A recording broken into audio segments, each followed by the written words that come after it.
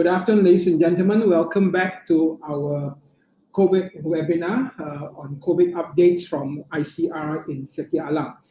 Thank you very much again for joining us during our precious lunchtime. But I'm sure all of you would agree that if you're here today because you want to listen to two very important people, one is on site with me here, a very dangerous person across the table, but he's got a BSL 3+, so he's pretty safe.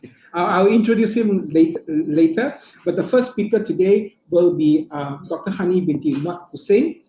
She is the director of the National Public Health Lab at the base in Sungai Buloh. So she used to be my neighbor across the highway. She has been there since January of 2018. She completed her medical degree from USM in 1988 and obtained a Master's of Public Health from the University of Malaya in 1997. She was the director of the Public Health Laboratory in Kota Bharu before she was promoted to her current position. Now, both our speakers today obviously are lab-based personalities and are both very iconic figures in our current COVID program that we have now, and they will be speaking obviously on the coronavirus outbreak investigations, looking at the laboratory perspective. So first I will invite Dr. Hani to take the mic, after which we'll go to the second speaker before we have a combined session for Q&A. So Dr. Hani, welcome very much to our webinar. The mic is yours. Thank you, Dr. Chris. So I'm Dr. Hani from National Public Health Laboratory. So I've been part of our national teamwork for COVID-19 since December 2019 and till today. So good afternoon and Assalamualaikum. This afternoon, I will be sharing our experience and not my experience in coordinating the lab services of COVID-19 for the nation. So my topic for today is upscaling the national or country laboratory capacities for COVID-19. So can I proceed to the presentation, Dato? Yes, please. Okay. So, Hani, I think we need you to share your slides first. Can you share your screen? Already shared? No. No, you have to share your screen now.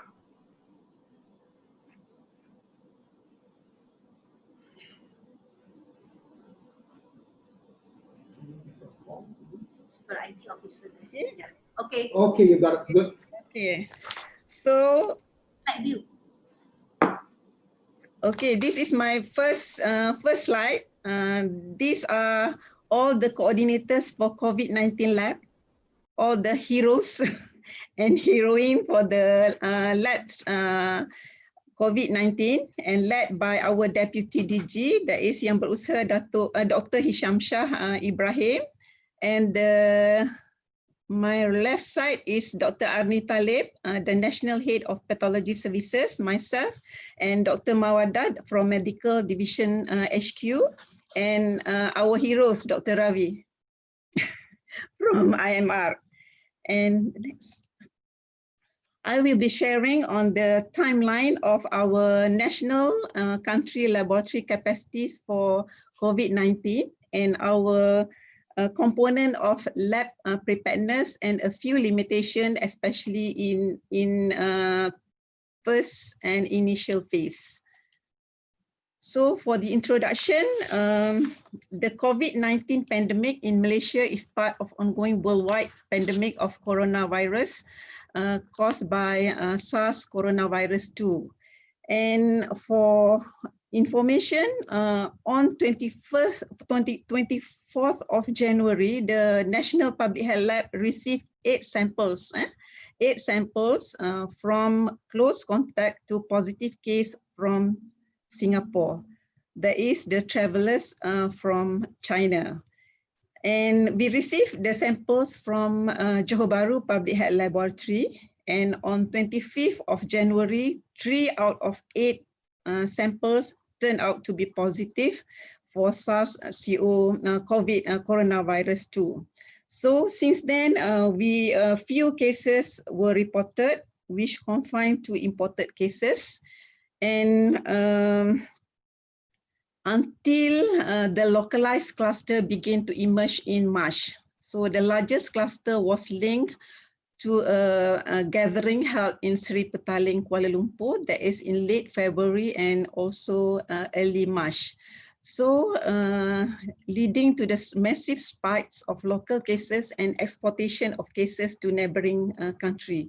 So this is the great challenges for the laboratory testing, especially for our lab capacity. However, we managed to upscale on this lab capacity. Furthermore, lately, with the availability of other methods of lab testing, that is rapid test antigen recently, and also the rapid test antibody, where we specifically use for follow-up at day 13. So beside the rapid test, real-time PCR, more capacity of testing built up. So the next is the timeline of national or country laboratory capacity, where in January 2002, with 2 laboratories, the National Public Health Lab and also the Institute for Medical Research, with capacity about 700, which we then upscale the capacity further. And by mid of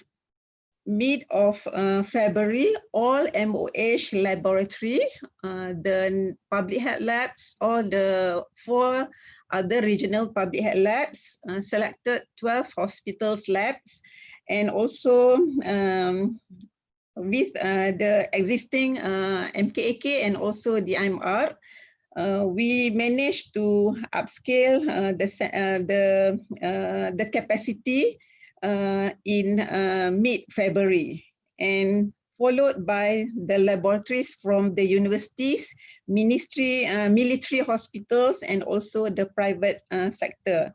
So we which managed to run the test, and in early April, a total of 40 labs are ready for testing COVID-19, with maximum capacity of 8,000 plus. And now our capacity are 36,000 plus, with 55 laboratories managed to run the COVID-19 testing. So this is the latest one, and the next. So how and what are our laboratory preparedness for SARS coronavirus 2 during the pandemic? So we strengthened the surveillance activity for COVID-19, enhanced the country lab testing capacity for COVID-19, and also review lab testing protocol, the previous lab testing protocol and validation, strengthening the lab biosafety and biosecurity, enhance the lab information system. We also review, prepare, and expanding the central procurement for all MOH facilities, and also a few scientific data contribution and more from IMR.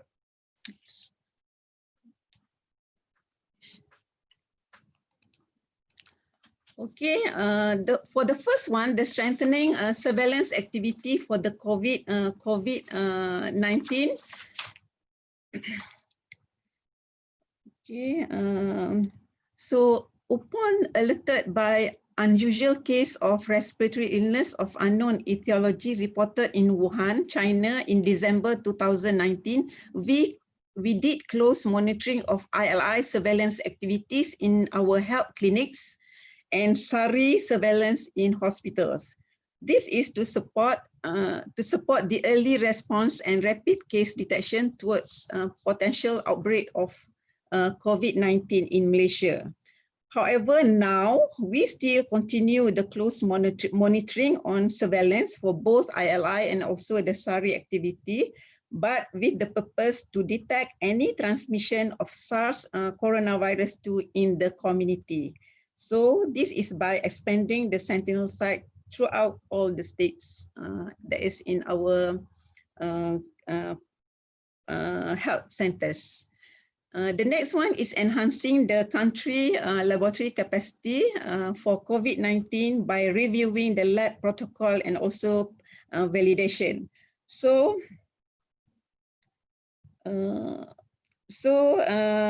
training to all public health labs and also the hospital was done by MR, where on the 30th of December, we did the training by MR using in-house primer developed by Dr. Ravi, And then the technical training has been intensified and also expanded beyond the Ministry of Health facilities, such as university and also the private sectors. And these trainings cover pre-analytical and analytical requirement of the testing, specimen collection, packaging and transportation, and also safe use of PPE, as well as relevant technical transfer for COVID-19.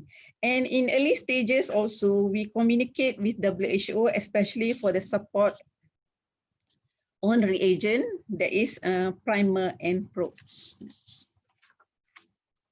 Okay, the next is strengthening laboratory biosafety and biosecurity for NPHL, followed by all public health labs and later to all the laboratories.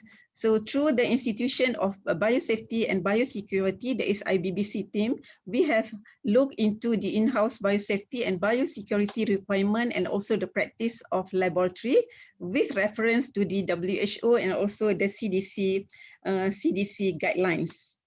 Okay, for focus on the adequate training on handling high-risk organism, transportation requirement of the biological material, the procedure relating to the lab waste, and etc. So the next one, what we did enhance laboratory information system by using SIMCA, the in-house web-based lab, which was being upgraded for SIMCA outbreak, which was launched on 16th of March. And this was being used by all centralized, we compile all the centralized data collection for the country by all the laboratories, including MOH facilities and also private and universities. So in addition to the laboratories, the mandate also goes to the using of rapid test kit to use SIMCA.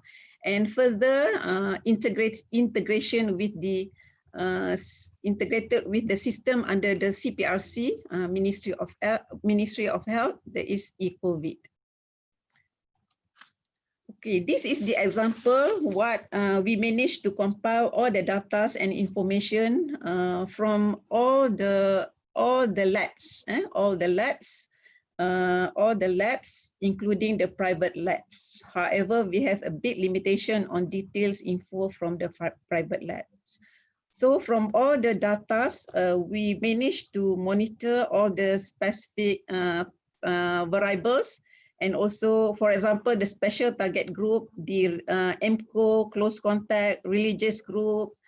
We also managed to monitor the lab turnaround time, the positivity rate, and also other variables. And this information helps in the policy making by the top management. This is the latest example where we monitor the by EPIC week, the sample, first sample, and also the repeat samples. Next.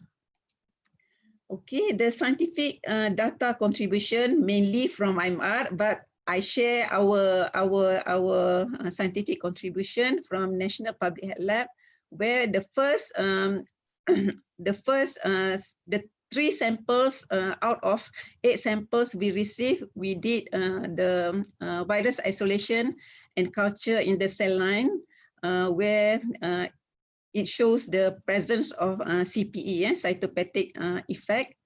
And further, we visualize under the our electron microscope, where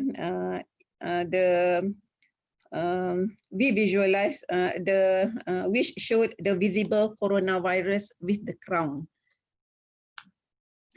Okay, this is the main part, the reviewing and preparing and also expanding the central procurement, which we conduct the disaster procurement to ensure uninterrupted laboratory supplies to all laboratories under MOH. That means for all the hospital, public health labs, and also IMR institution, we did at the central purchasing. We did the central purchasing at MOH with the help of financing department of MOH. Next. The last is however, we had a few limitations, but this is in the early phase. With the lack of local supplier and unavailability of local production for lab supplies, which has caused the significant delay in securing adequate supplies for the laboratories. Furthermore, the major producing countries also affected by same outbreak, which make the situation worsen. For example, Korea, Germany, and also Italy.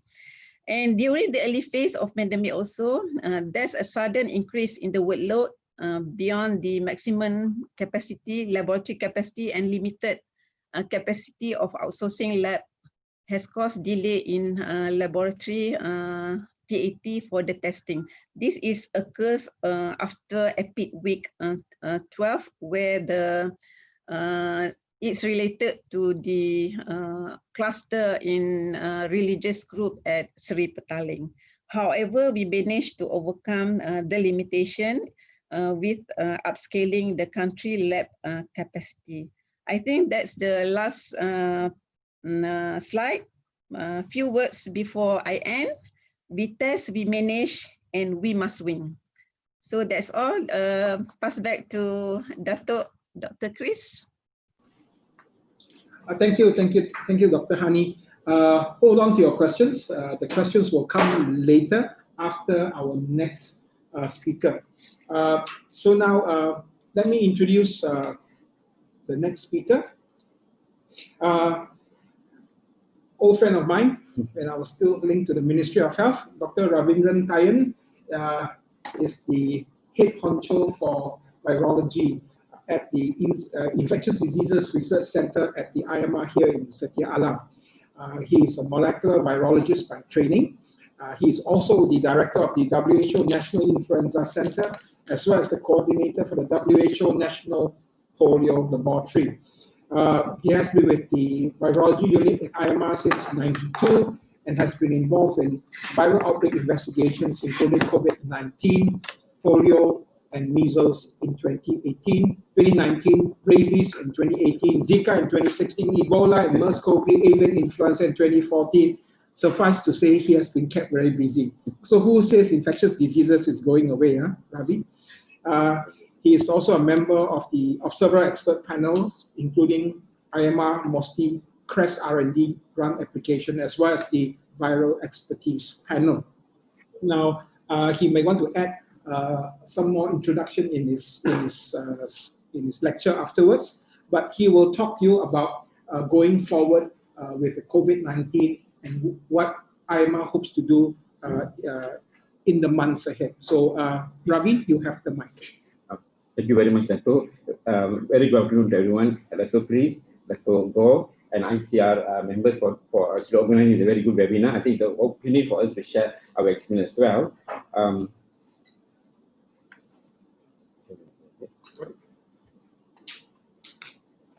Okay, so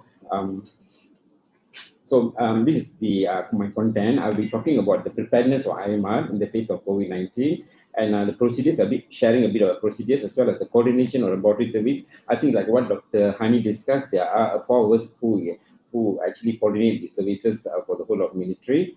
And then we also did some escalation of COVID testing. As we know that the more we test, I think it's very important to be tested so that we can contain and we do the management. And also because being IMR, the research arm of Ministry of Health, I also will be sharing some research findings from what we did so far. So basically, just to give an overview right now, since yesterday, there are almost more than 10 million cases, nearly 500,000 deaths. Malaysia is not too bad. First time we didn't have any case yesterday. So far we have 8,640 cases. That remains at 121 and recovered many, almost 8,138 recovered. And so far we have tested nearly coming to about 800,000. Just a bit of preparedness, because Virology Unit being the National Reference Laboratory for viral infection, we are the reference laboratory for Ministry of Health for novel, emerging and re-emerging viral infection. If you remember back in 2009, 11 years ago, we had the pandemic influenza outbreak, and that actually a lot of lessons learned. That's when we actually decentralized molecular testing.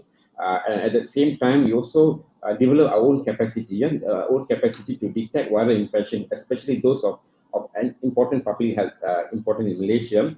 That includes them, namely most of the viral, we have the capacity, including Ebola, Marburg, Lassa, Crimean Congo, red fever, yellow fever, because we have the vectors as well. And how do we go about is basically looking at real-time PCR. Of course, we don't have the virus, but we have what we call synthetic peptide of the virus, so that we can use that as a positive control. So because of our ability of that, we start hearing some kind of rumors coming from China, basically in late December, that there could be some possible emergence of new coronavirus. So when we hear that, so we go back and visit our SOP, where how do we, in terms of novel coronavirus, what are the mechanism, or what are the reagents we have? So we do have what we call a pan-corona reagent, meaning pan-corona meaning it's a kind of pan-corona primers which can detect all coronavirus, but we don't know whether it can be used to detect this new novel coronavirus. But fortunately, Chinese scientists have shared the full genome sequencing of COVID in what we call a GSI. It's a global initiative for sharing avian influenza platform. But of course, this is because IMR is also a WHO National Influenza Center, so we can get access to the genomic material. And what happened is that we have, if you look at the picture, so we have officers who are able to synthesize, design, and primers probe specific for coronavirus and COVID-19.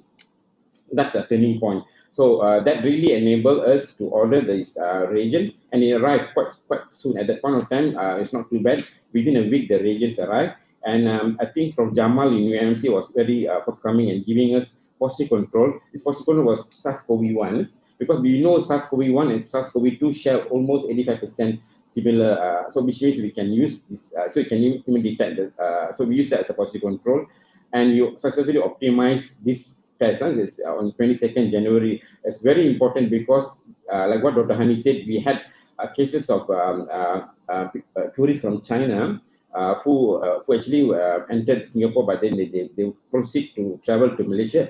And because I think one or two of them were quite positive, they were detected positive in Singapore, and then because of IHR, they informed us, and we tested within the reagents that, so we provided the reagents to MKK for them to test, and true enough, they detected.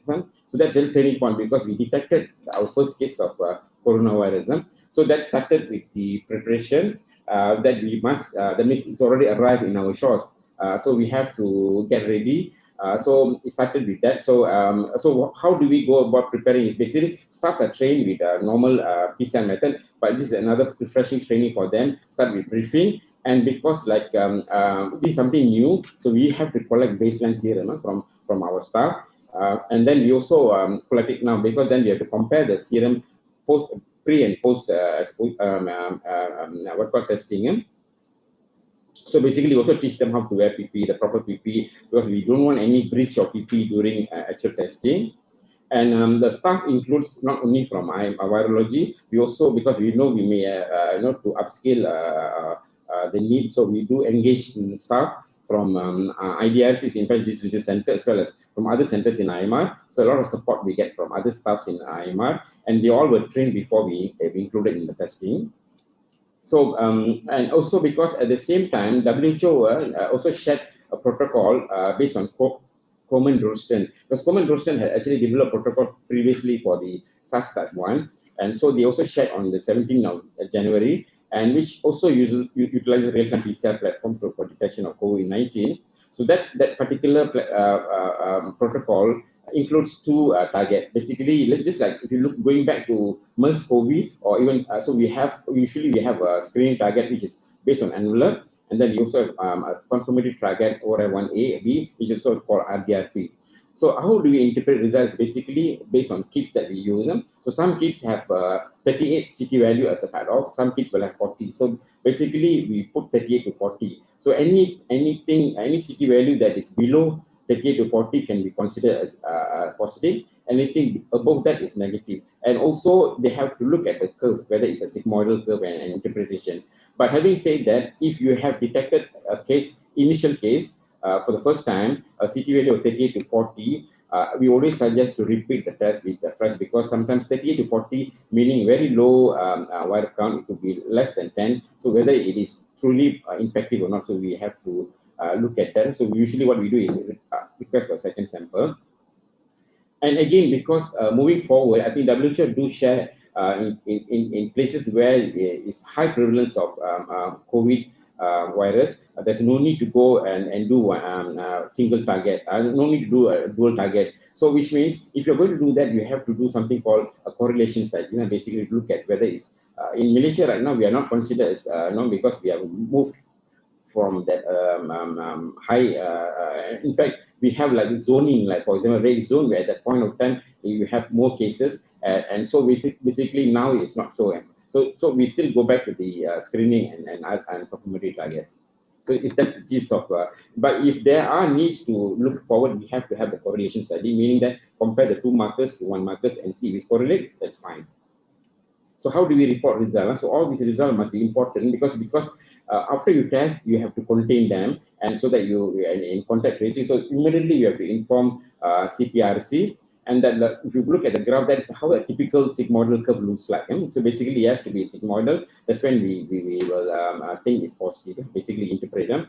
And also, we have the system, online system based in MKK, which is called SIMCA. This is very important, where everybody report into the same database. We can capture the report, because every morning we have to present in the meeting. So this is very important for us to report cases. And because one way of initially IMR and MKK was doing, but then we never know. To escalate testing, we do conduct training as early as 30th January. We invited 12 hospitals, basically all state hospitals except Kanga, because they usually, for a small hospital, they send samples to Elostar, and as well as the 5 MKAs, 1 MKK as well as 4 MKA, and hoping to decentralize the testing. So we did the training on the 30th January, and then after that we do what we have is, after that when we test them, they do have to send at the initial stage, the first 2 weeks, they have to send the positive cases that they detected, send to IMR, and we do repeat and make sure it is basically at that point of time, early stage, we want to make sure reporting is as accurate as possible. And now we are also going to provide what we call EQAP. It's actually a proficiency testing to all MOH testing laboratory to ensure competency is still there. And also because a part of enhancing this or increased capacity of testing, we also would like to look at private laboratories, whether they can also, because basically going back at pandemic influenza, at one point only IMR and were doing, and we get a lot of samples and we cannot cope, because basically it's important you test immediately, and so that that the PAT is shorter, so that you can trace and you can contain. So because of that, we want more people to more facility able to test them. So we did what we call as training. But basically, this slide shows the training that we conducted on 30th January to all the government facilities.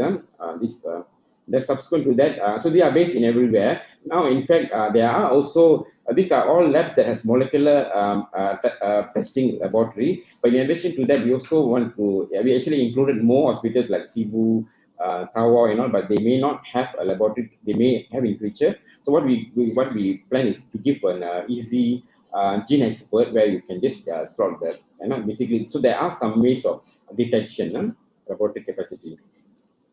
This is just a picture that we share the coordination laboratory service and the Ministry of Health. The advisor is Dr. Hishamshah Ibrahim. This picture was actually we snapped at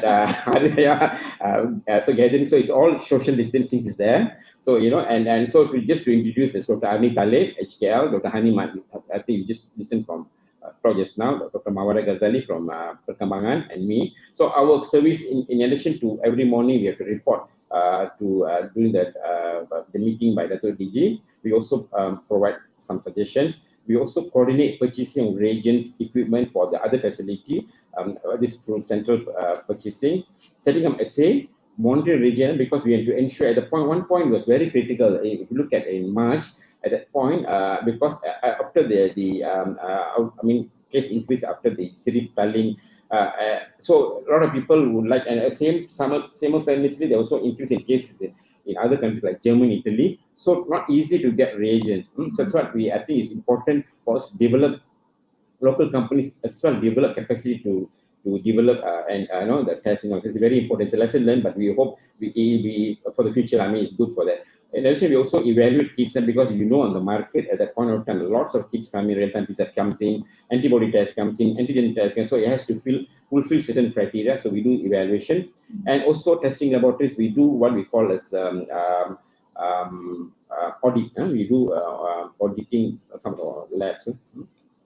So to include private laboratories, because it's very helpful that they also come in the picture. So the first engagement in private laboratories and universities as well were held in early March in MKK Sungai Buloh, and then we invite them for training and whether they can write to Ministry of Health to offer testing. So the procedure is something like this. So both IMR and MKK are involved in providing the accreditation. So we all initial stage we tell them you have to. The guideline says you have to what do you call that? Screening target as well as a confirming target, and we give positive control, and MKK will give positive control, and then they have to show the graph. Yes, basic model and be detected. Once you have done that, then we, IMR, will provide blinded samples. These will, some are positive and negative, and we give the sample and see whether they can detect according to what our CT values. And then if it's good, then only we probably, So, and then the labs, once they started testing, they also must send 5 positive and 5 negative to us to make sure it is all okay. Once it's done, then we include them because in our guideline, we also have something called lab guidelines, Annex 4A. We list them there. This is just to tell them, people that they can, people who want to send the samples to a private lab, they can send to them. To help testing, to increase capacity. So started in February 2020. So right now, if you look at the capacities, we have about up to 36,000. We can do that testing. Earlier stage, maybe in a few hundred, but maybe upscale and all. So this includes all these laboratories here, like I think Dr. Hani did present that. And in IMR, earlier, because you look at how we were testing our lab, our testing lab was actually initially in Jalan Pahang. At that point of time, we can only test between 800 to 1,000 tests per day because of the equipment. We only have mostly it's manual extraction and a lot of stuff. Then we increase the capacity per day to 5,000 tests in IMR NIH with a new lab. So we put these pictures from there. So we have automation from there, and also increase manpower to help out, especially data key in, because when you have samples coming in, it's very important, because let's say you get 2,000 forms, it's not easy to, so we have people to key in the data. So this is actually an overview of what's happening. So we receive sample, we process, and one step we do ensure is inactivated samples, so that the less risk of exposure to staff, and then PCR extraction, and then you do so we have also a staff who will actually validate the result to ensure, so it is in SIMCA, the validate result, and it goes immediately. So which means people can get access to the data from the site. Let's say a request like PKD or hospital, they can just go into, they are all given as a password, they can trace the result basically then. So it's online, it's real time. So basically that's just part of the laboratory testing. So I'll just share some of these research findings that IMR managed to do in a small window of time. Basically, we're very much involved in testing, but at the same time, we do have some window of testing. So we look at what are the best clinical samples for COVID-19 detection. Of course, as a recommendation, of course, the best sample with lower respiratory tract, but because usually many of them have dry cough, it's not easy to get sputum. So the combination of NPS and OPS gives you 88% of positivity, followed by NPS alone and OPS 4%. So the best is always in a combination of NPS and OPS. And we also looked at, because the infectivity of retina, because we know some of them had long, when you do PCR for months, they will be actually positive, and we can't discharge them, right? So at that point of time, we look at CT value as well as infectivity. So we work closely with the ID in Sungai Buloh. So we look at people that they CT value between 32 to 40. We inoculate into cell line, which is EuroACEs, which is very good for can support COVID-19. And because CT value is actually can use as a proxy for viral load, and we find that CT value above 34 does not grow. I mean, it does not grow in EuroACEs, which means, in other words, it's not infectivity. So which means, so that's what patients who have that value we can discharge. But having said that, I think we also have guideline on discharge criteria. So this is just to show that there's when people who are sent home, and after 2 weeks they come back, they is positive at 38. So but actually it's not infective. The first point, your percentage very low, 8%. Oh, actually, this one basically the positivity. Basically, 8%, meaning that among all the positive, but the others were like 1, 2, 3, like that. So there's combination of different. Some got 3 samples together. So the best is combination of that. 8%. Among those, yeah, positive. 92, I'm not. Pardon? 92%. No. Among our positive, looking at individual case, so our positive, that is the highest. Okay. So we also did some full genome sequencing using NextGen. We have actually sequenced up to 15 so far. 50, the more coming, but these are already 15 already shared in GSIDE database.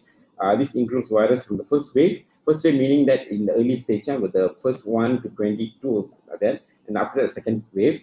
And we find basically by looking at the full genome sequencing, we did the what we call as phylogenetic tree analysis. We find that all our strains belong to B and C. Mostly were B, but now we see a lot of C as well.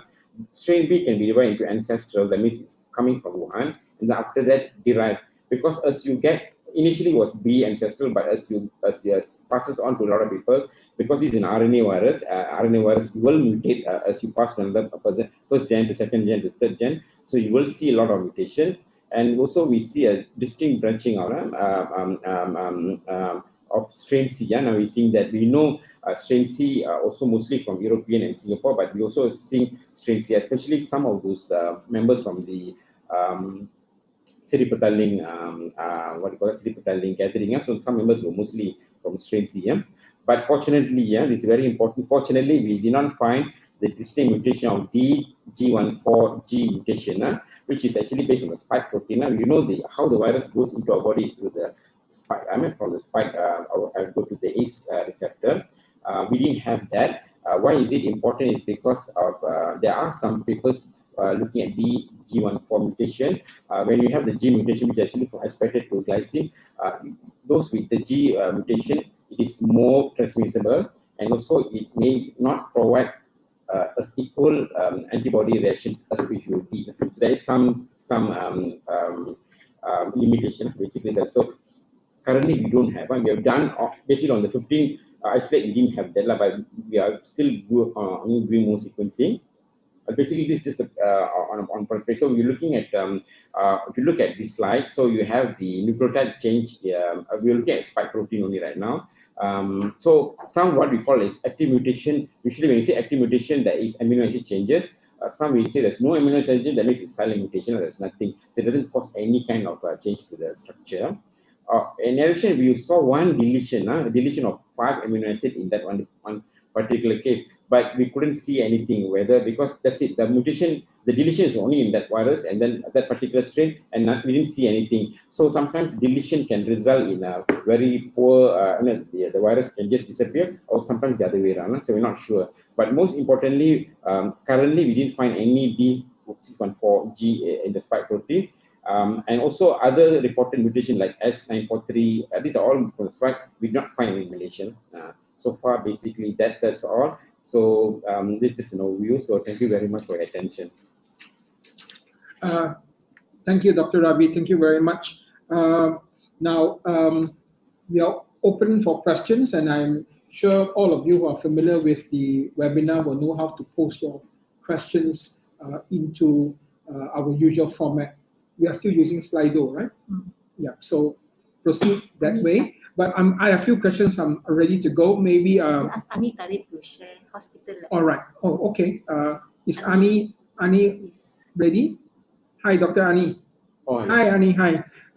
Let me introduce Dr. Ani Talib. She is the head honcho of all the pathology services in the Ministry of Health Hospital. So she is really big gun here. All right. So nice to see you, Ani. I'll pass it to you first for a few comments before we go to the Q&A.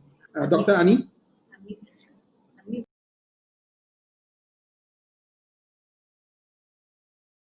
Ani. Okay. Okay. Carry on. Carry on. I thought of joining this webinar to see my friends perform and to give them the support. But anyway, well, I jumped into this group much later. I think I joined late in February or sometime early March. Basically, just to fill up the gap between the health side and the IMR, because there are many of the testing centers which are also from the hospital labs, which they have actually roped in to upscale the testing. So they need somebody to become the ears and the eyes and the mouth, the liaison for the hospital laboratories. So that's when I started to join the group. So basically all have been done by Hani and Ravi. Actually, they have done the training, but there are some issues with regards to interpreting of tests and with regards to troubleshooting of the technicalities. So my role at that time was to organize the CME for them, include Ravi and Hani together, and we discuss issues related to interpretation and all the shortfalls in the quality during the testing. So we had a few sessions then, and we also have our own kind of WhatsApp group to discuss over these things. Actually, basically the 12 testing centers, they already have done PCR testing activities for influenza as well as MERS-CoV. So they are not strange to this testing. So they do find, in fact, all these testing centers have clinical microbiologists. They have good scientific officers. So actually there was not much issue, but just to make sure that the running is smooth and there's no gap in between, because they are not there at the receiving end. So the other thing is we actually when these testing centers have their own system to report to, so it was quite a difficult time to get all the data in place, the results, and making sure that they report the RT-PCR detected or non-detected COVID-19. So the best is to have one system, and that was when I decided that probably we should all use SIMCA. There was a lot of hassle in the beginning, but they actually all of them kind of give in and put their effort into entry into SIMCA. and which was good because now we have a uniform data system. So we are able to analyze, Hani is able to analyze the data well, and we can get a full data for the national. And then after that, when the universities and the private labs also join, we make sure that they all have one data, they all enter into one system. So, and the other thing that we also do together is the pool inventory, pool procurement rather, pool procurement for all our reagents. At that time, we need to upgrade our labs, so we have to upgrade the equipment as well. And as Ravi has put it, when there's pandemic and everybody, there is a lot of demand and supply is very low, it was really very stressful. And it's like we have the money, but we couldn't bring in the reagents and the equipment, and we couldn't move forward without this. So there are a lot of alternative plans that we have to put in place to make sure that the testing can be carried out well. The other thing is we also keep stock of our inventory, and this has been done by Mawada very well. Mawada is in the bahagian perkembangan, and she has kept stock of all our reagents very well, and we update so that we know who's running out of stock and who can redistribute the reagents. And also we also coordinate the testing, because in some areas, especially the red zones, there are many testing that need to be done, and some of the labs are overloaded. So we divert the testing to other centers which are less burdened. So this we do for even the East Malaysia. We make sure that there is transport of specimen from Sabah and Sarawak to Lembah Kelang, so that we can help out our colleagues in the East Malaysia as well. So I think basically is more of doing the strategic planning for the whole system, and every time you have to think of how to do better, and you have to be innovative every time.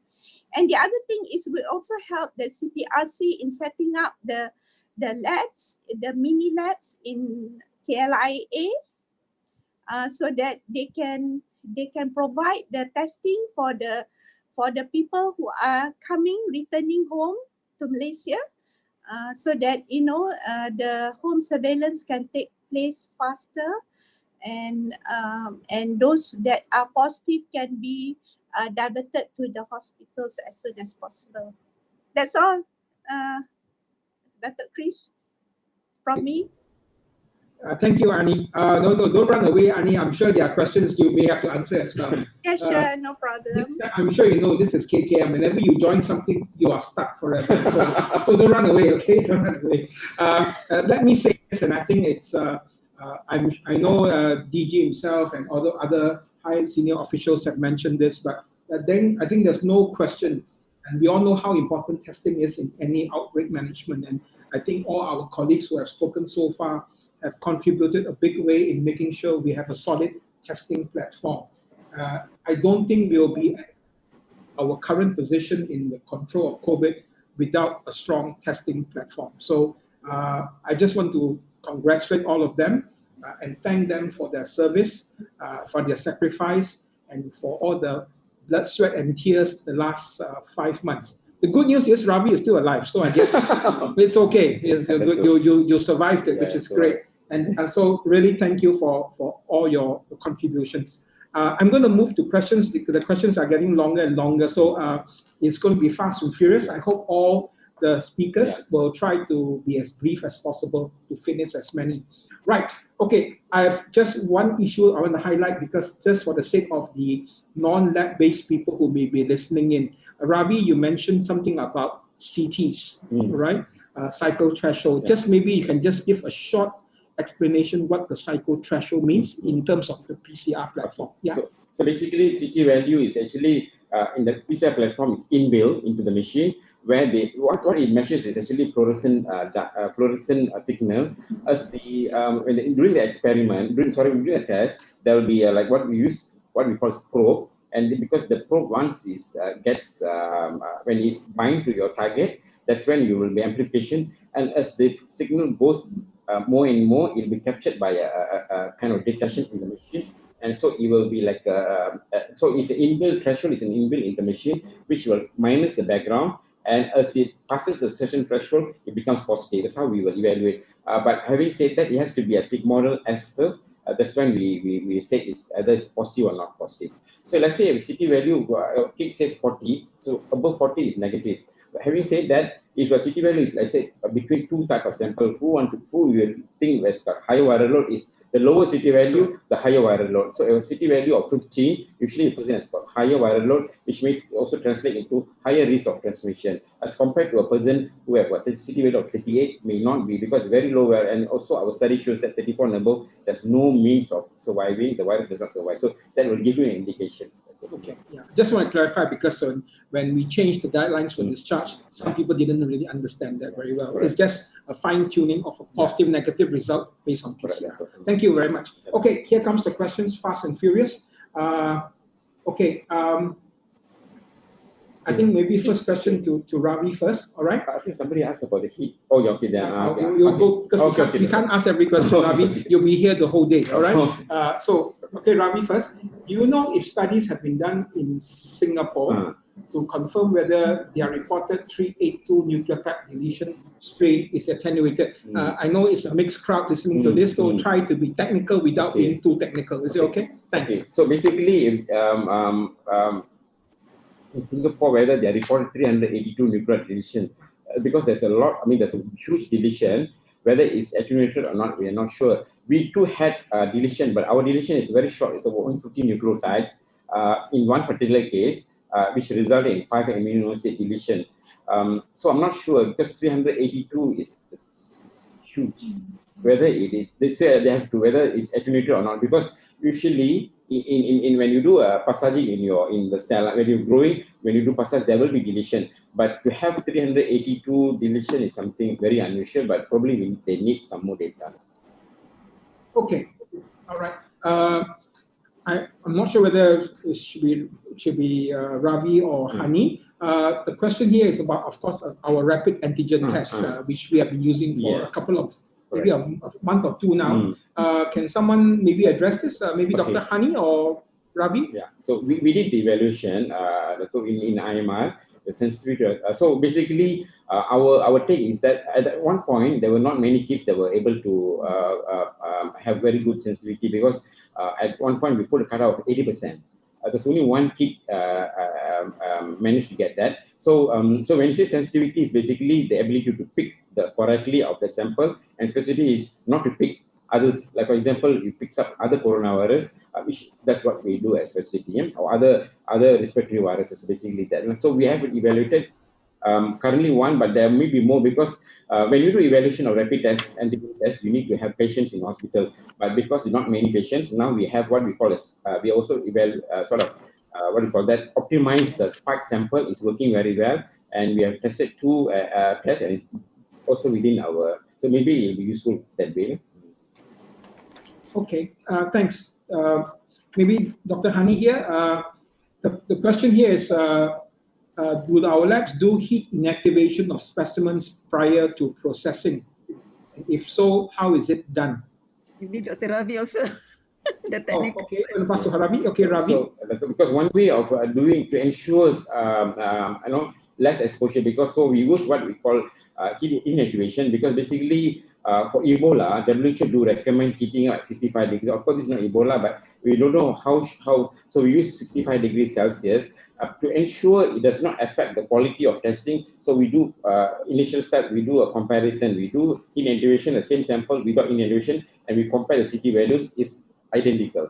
Which means the reason why we do inactivation is to make sure the initial stage of processing sample be inactivated, so that when it comes out from the subsequent extraction does not require any, I mean, of course they require, but basically at one point we also have problem of PPE. So PPE, the respirator and all will only use in the processing, but as extra after inactivation goes to the PCR, we use surgical mask is fine because we do a risk assessment, and because we have done the isolation as well, the sample that were inactivated, and we also proceed with viral culture, it did not grow, and we do PCR to ensure inactivation does not damage the virus and pick up rate. So it's identical, so no worries about it. In fact, Singapore and a few people are also doing that. Okay, I'm going to ask a question myself in terms of the use of serology tests.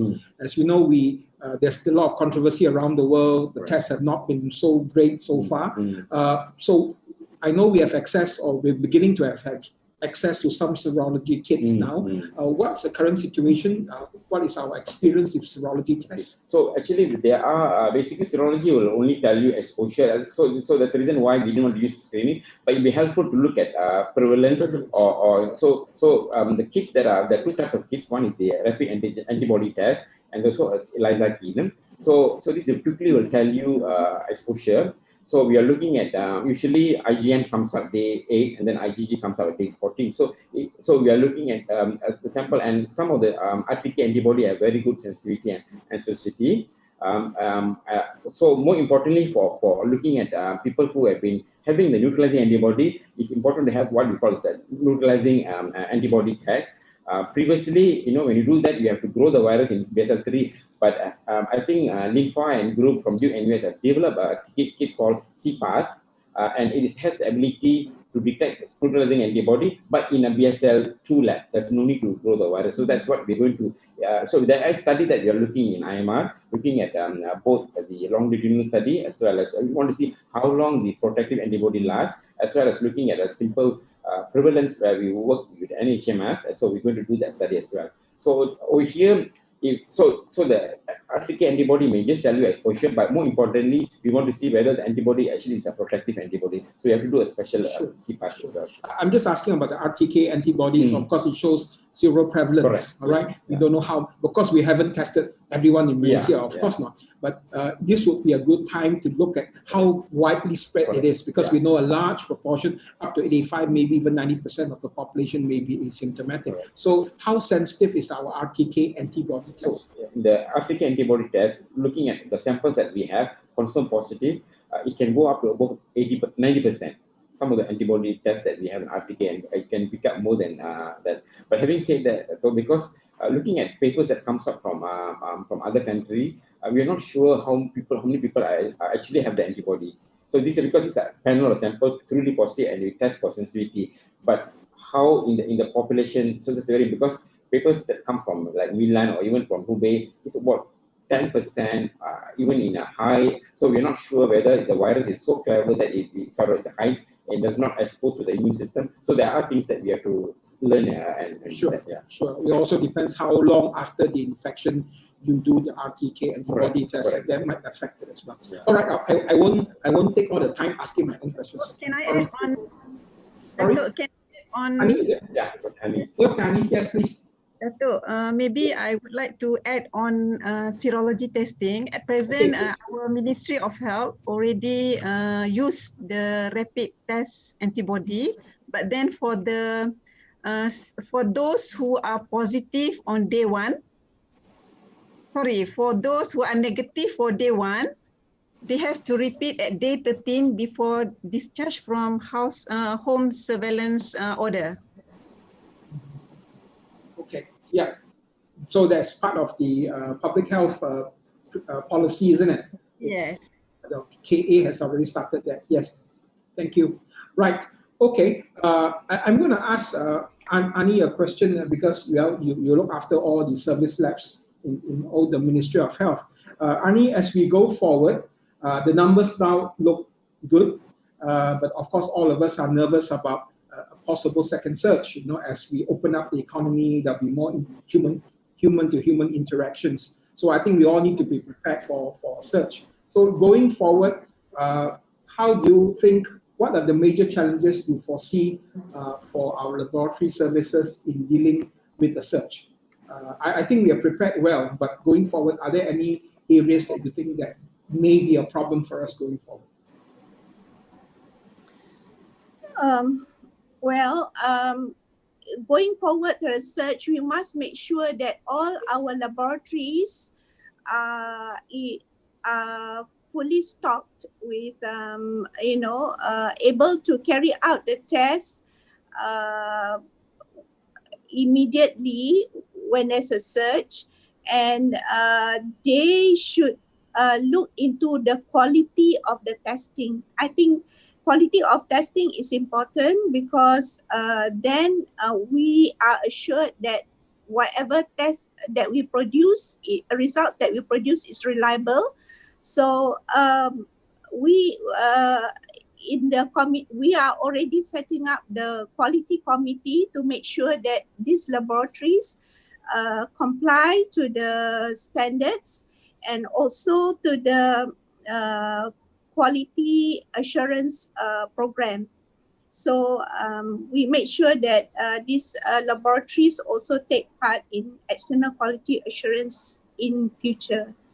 Other than that is increasing the capacity in those areas which we think we can open up labs, but they probably will go for more of POCT kind of testing rather than full molecular testing, because it's not cost effective to have many molecular labs. It's not easy to maintain. Yes, thank you, Ani. I mean, yeah, it's challenging as we go forward, especially now when the numbers have come down, so people might be more relaxed with all the procedures. So keeping them on their toes would be important. Now, I'll squeeze in two very quick questions here, interrelated. Back to Ravi. Sorry, Ravi, you're sitting too close to me, so I have to ask you questions. It's clarification from some of the listeners about the oral and nasopharyngeal. I think when it's 8%, I think you have to explain that. Correct. I think there is some maybe the way I presented. Basically, looking at the data here, we look at 23 types of sample. So actually 8% is actually overall. But looking at this is done in April. This is sample we received in April. A positive sample at that point of time, we had almost 1,200 something positive. Out of that, 649 were combination. That means 50% of our positive actually is combination of oral and nasopharyngeal. So 8% is overall, but including on negative. But we take all the positive alone. 1,246 at that in April 20th. Out of that, 649 were combination of, so it's more than 50%, slightly more than 50%. And then nasopharyngeal is about 21% alone, nasopharyngeal alone. And if you look at oropharyngeal, it's about 20%. So alone 20 is about 21, but if you combine both, it gives about almost 649 positive, which is about almost 51%. So the best is a combination. Sorry, the 8% is overall without the negative. Correct. I just want to give a chance to clarify. I'm just worried. So they'll think that the test is so insensitive. But having said that, I think it's important. A negative test, and I need to repeat it, especially for the clinicians out there, a negative test does not mean the patient is not infected. I think that's important. Because it's all not just the technical part of the PCR, but also how the specimen is taken. A better specimen, you get a better result. And also depends at what point of the infection the sample was taken. Right now, unfortunately, I do have to wrap it up because time has already gone way past 2. Just suffice for me to maybe ask all the 3 speakers. Ani, I hope you haven't run away yet. I told you not to. I've got a meeting coming. Yes, don't worry. So we'll start with you because it's always nice to let all the speakers have some, I call it pandemic pearls, something that they can share with people as a parting message. So because you have a meeting to go to, I'm going to ask you to start first, Ani. A quick last message, if you like. Oh, okay. I think we all have to persevere and keep on our toes all the time. And I think increasing knowledge is important. So there's a lot more about COVID-19 that we don't know, that we really have to learn up and see what other countries are doing to improve their testing. Absolutely. I think that's all. Thank you, Ani. Thanks for joining. Thanks, thank you. Dr. Hani, sorry. Your turn now. Hani, Yeah. share with us pandemic pearls that we can take home.